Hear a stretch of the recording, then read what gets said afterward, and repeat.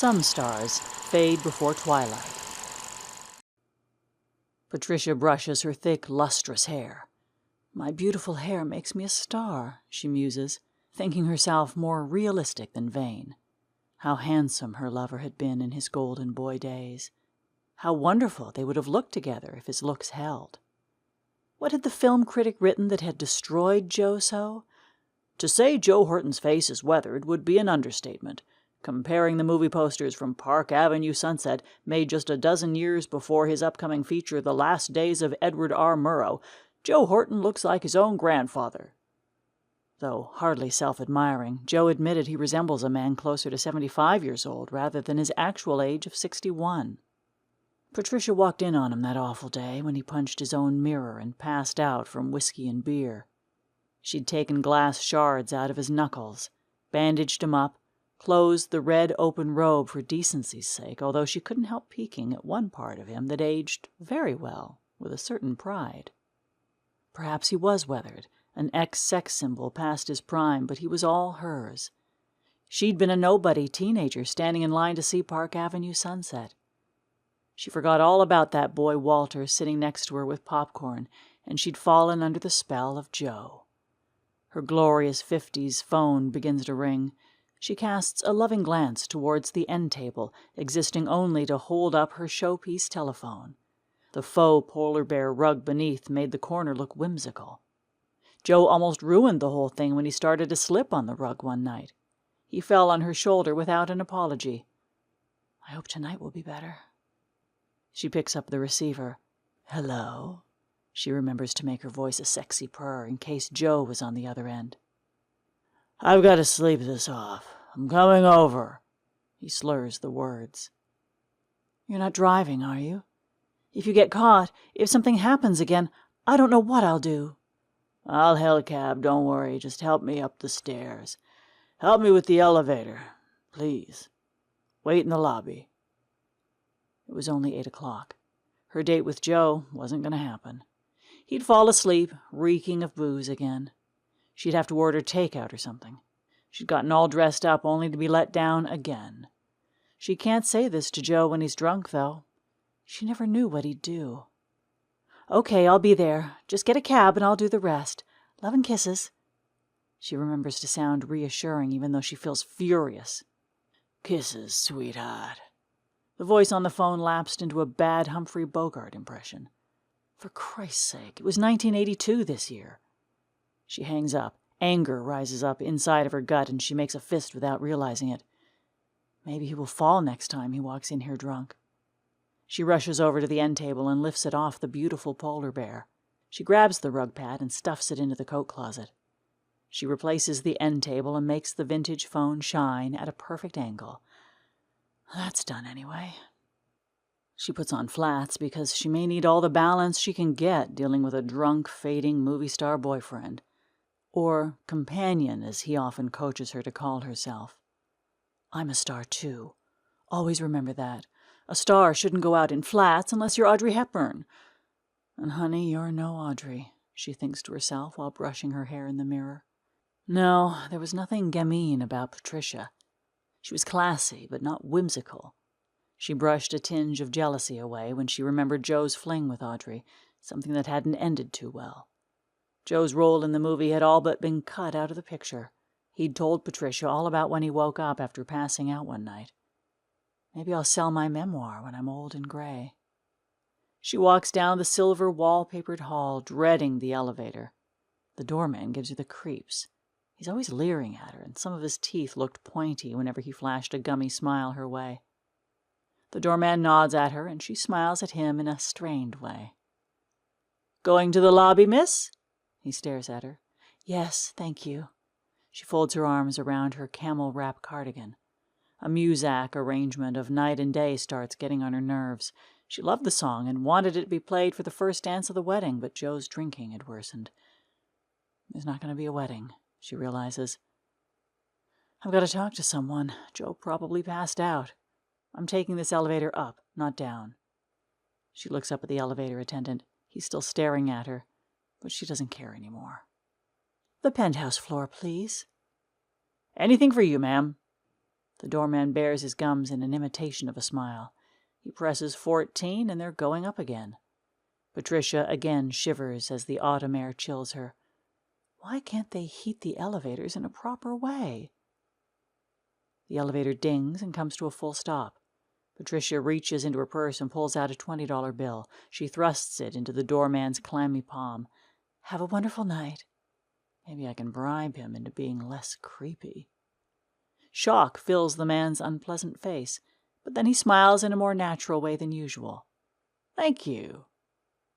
She walks into the bright hallway and stops at room 237. The glossy red door stands out in an almost alarming way, but Tad Bergman has no qualms about commanding attention. Before she has a chance to knock, the door opens, and Tad looks around the hall. Patricia, come in. I'm waiting on takeout. You're welcome to join me. Where's Joe? Tad's chiseled, perfect features are always easy on the eyes, but he looks more patrician than usual in a light blue Lacoste polo shirt and gray slacks. She falls into his arms as usual. Joe's so much worse now. He downs a bottle of bourbon like punch. Then he's out for the day. I can't marry him like this. She loves putting her head on Tad's shoulder and smelling his light cologne. Even the furnishings in the luxurious penthouse make her feel warm and welcome. Everything's so glamorous and perfect, like an Art Deco dream. She forgets that the floor is heated in fall and winter until she steps onto the plush cream shag carpeting. She kicks off her shoes and hugs Tad even tighter. He kisses her on the nose. I know what you mean. Nadia can't remember her lines these days. I don't think the comeback will happen. Maybe I shouldn't have remarried her. Tad's voice takes on a sour note. But Nadia will always be America's sweetheart, and your son is growing like a weed. Just give her some time. She breaks the embrace to look up at him and smile. You were always a class act, although I wish you could pretend to be jealous. I guess we're too much alike to be married. Patricia laughs. We're married on television, isn't that enough? And we're so good in bed. Tad sighs and walks over to his well-stocked bar. Hundreds of bottles line shelves above a gleaming teak counter. But 4 is a crowd. I've got America's sweetheart, and you've got your golden boy. He's looking a bit worn these days. And Nadia looks older than me. Not everyone is blessed with your perfect genes. She leans on her elbow, lost in thought. You know, Joe almost fell the other day. He slipped on that polar bear rug Bing Crosby bought me years ago. He told me to get rid of it. Can you believe it? But I almost wanted him to fall. Isn't that an awful thing to think? She can't believe she's saying it out loud. Tad stirs the 2 old fashions before placing them in a close-shaped smoking compartment. You're only human. I had a moment like that. We were off the coast of Catalina on the Glorious Rose. You were sleeping downstairs. Nadia keeps obsessing about the dinghy. She says she feels safer knowing the lifeboat is there. She was fussing with the cover, drunk in a little nightgown. She put that ugly quilted jacket over it. I thought she looked like a housewife for a second. A nobody housewife in Cleveland or something. And she almost fell. I had to run over and straighten the cover myself, but for a second, I wished she'd fall in the ocean. Patricia strokes his hand.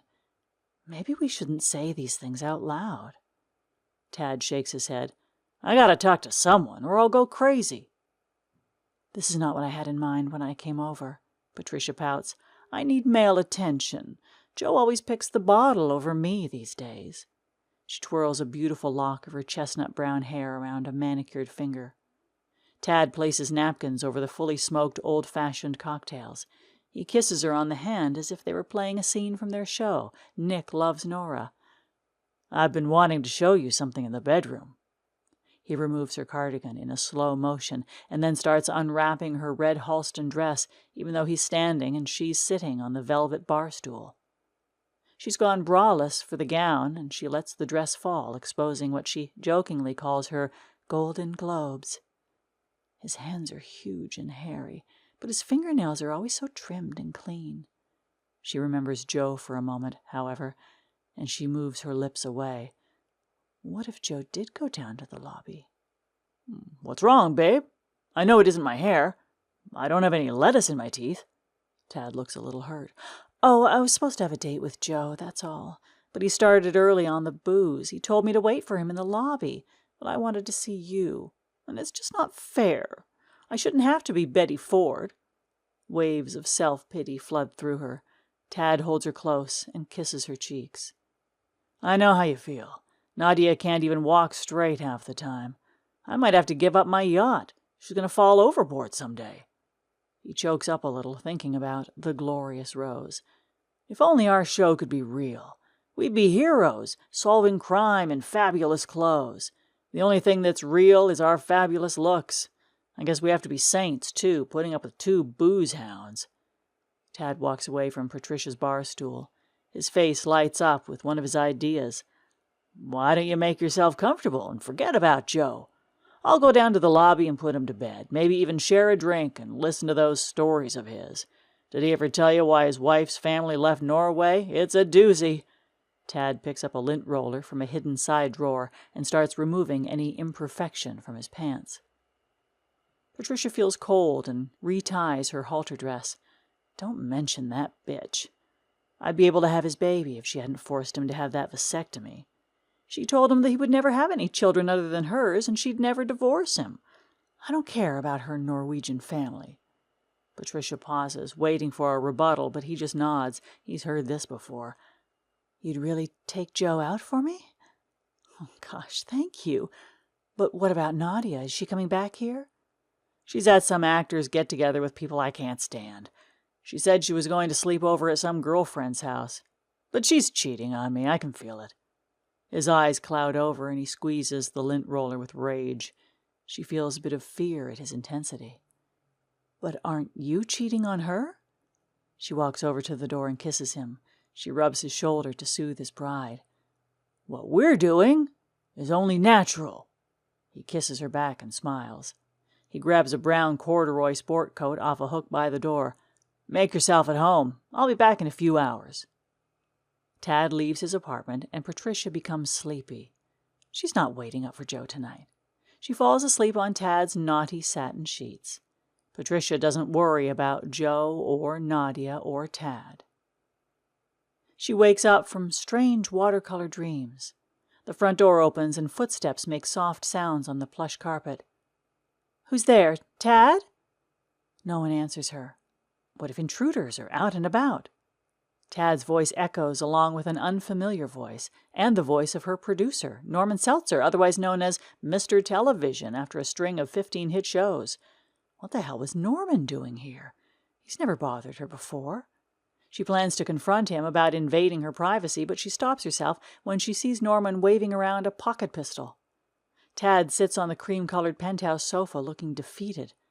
A man sits in the armchair. He looks familiar, and she remembers that he's Joe's private doctor. "Has something happened to Joe?" Patricia tries to remain calm. "Well, hello, Patricia. It's about time you joined our little scene. Yes, something happened to Joe. Why don't we let Tad explain it to you? He can also explain that something's happened to Nadia." She'd never seen Norman like this. He's a small, silver-haired man with a weak chin, a sleazy television producer, but he's always controlled and civil. Now his anger seems palpable. He's never been mad at us before. I've never seen him with a gun. I brought Joe back to the apartment. I was trying to get him to sleep it off. He kept saying awful things about you. He took a swing at me when I called him a drunk, and I swung back, but he slipped on the rug. He hit his head. He hit the wall. It's dented. There's blood everywhere." Tad's face falls, and Patricia hears a scream come out of her mouth. She keeps trying to calm down. "He slipped on the rug? Oh my God, nobody knows about the rug pad. I didn't do anything wrong. Is Joe dead?" Joe's doctor nods. "I can confirm that he's dead." She tries to stop another scream from coming out. "Is Tad going to jail?" Tad looks up at her, and then Norman. Norman leers in a crazed way. He paces back and forth, still holding the gun. "That's a great question. That wouldn't be good for the show, though, would it? So, no, neither of you need to worry." Relief floods her. She has no problem believing Tad's innocence in Joe's death, but then she remembers how angry he'd been at Nadia. "Tad, what happened to your wife?" "Yes, tell us. What happened?" Norman sits down on the matching love seat across from Tad. "Why don't you make me a scotch on the rocks first?" Tad nods and walks behind the bar. His face shows little emotion. "Earlier tonight, I went over to the Dakota building to talk to my wife. She was staying with Roddy McDowell, of all people. We argued, and I left. She jumped out the window after... I didn't expect her to kill herself. My God, I just heard about it from Norman. I called him after Joe hit his head." Tad's face looks tense, and a vein in his forehead almost bulges. Norman shakes his head and stands up. He paces with the pistol behind his back. "What a coincidence that your wife dies on the same night as Patricia's boyfriend. I'm giving you the benefit of the doubt, and that's being generous. But I don't think America will agree.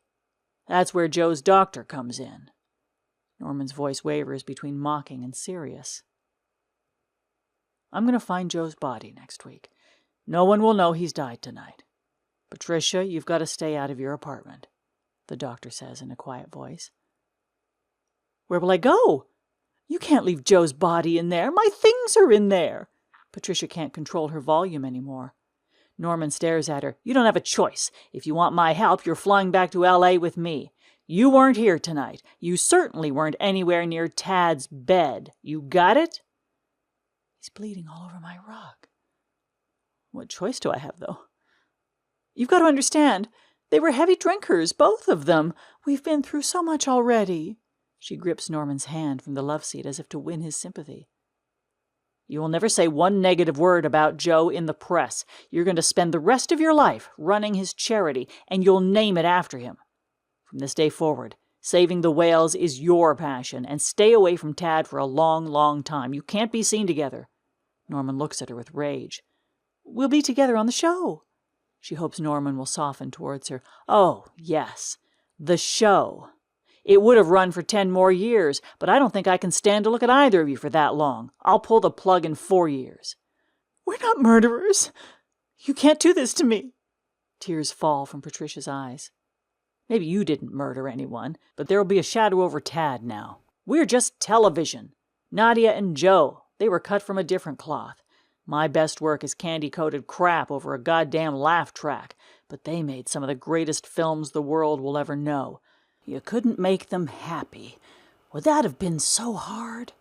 You're culpable in my book. Nobody kills movie stars and gets away with it."